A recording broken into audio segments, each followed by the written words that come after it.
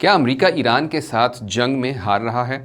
3 ماہ سے زائد عرصے سے جاری ایران امریکہ جنگ اب ایک نئے مرحلے میں داخل ہو چکی ہے۔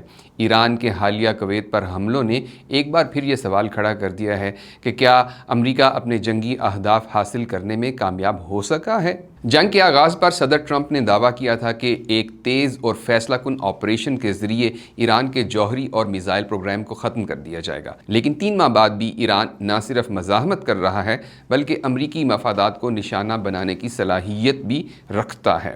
دفاعی محاذ پر اس جنگ نے امریکی فوجی برتری کے بارے میں کئی سوالات پیدا کر دیے ہیں۔ ایرانی ڈرونز اور میزائلوں نے ثابت کیا کہ نسبتاً کم وسائل رکھنے والے ممالک بھی دنیا کی سب سے بڑی فوجی طاقت کو مشکلات سے دوچار کر سکتے ہیں۔ معاشی سطح پر ابنائے ہرمز میں کشیدگی کے باعث تیل کی قیمتیں بڑھیں، پیٹرول مہنگا ہوا اور امریکی عوام پر مہنگائی کا دباؤ مزید بڑھ گیا۔ جنگ کے اخراجات نے امریکی بجٹ پر بھی اضافی بوجھ ڈالا ہے۔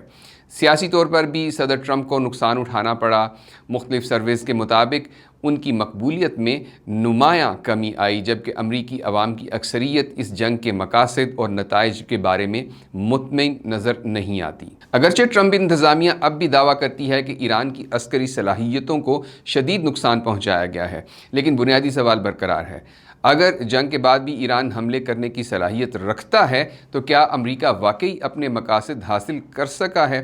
شاید یہی سوال آنے والے مہینوں میں اس جنگ کی کامیابی یا ناکامی کا اصل پیمانہ بنے گا۔ مزید خبروں اور اپڈیٹس کے لیے دیکھتے رہیے VNews.PK۔